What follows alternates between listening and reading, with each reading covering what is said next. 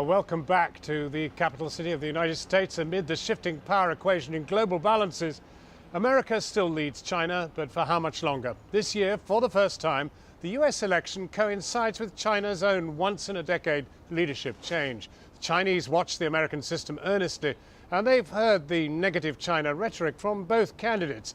Our international editor, Lindsay Hilson, reports now from Shenzhen, in the prosperous southeastern province of Guangdong.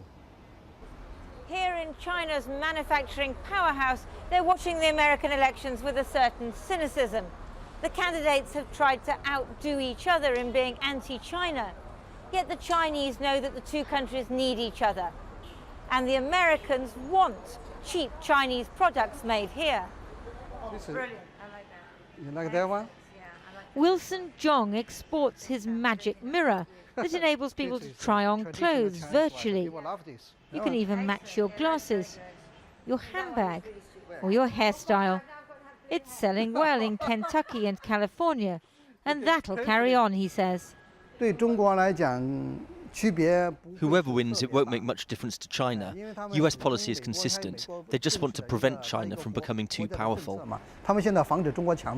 China is stealing American ideas and technology, everything from computers to fighter jets. 7 times Obama could have taken action. 7 times he said no. Mitt Romney has pushed the anti-China line as hard as he can, despite protests from American companies. From our perspective, we look at the US election in terms of the relationship between the two countries.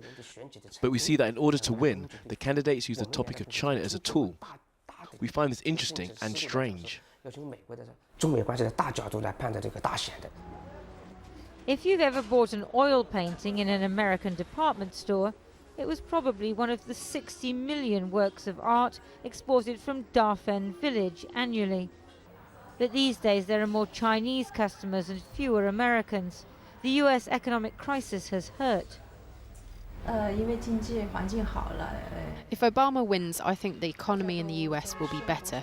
When life is good, people want art that brings beauty to their world, so they'll buy more artwork from us.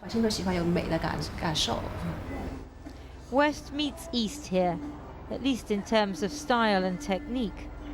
Not, however, in terms of politics. Democracy is still a long way off in China. I think it may take 50 or even 100 years for it to come here. One of the things that baffles the communist leadership here is the American enthusiasm for change. They can't think of anything worse than not knowing from one day to the next who your leader's going to be. When they start their own leadership process here in 2 days' time, they'll make sure that everything goes according to plan, and there'll be no surprises. Lindsay Hilson, Channel 4 News, Shenzhen.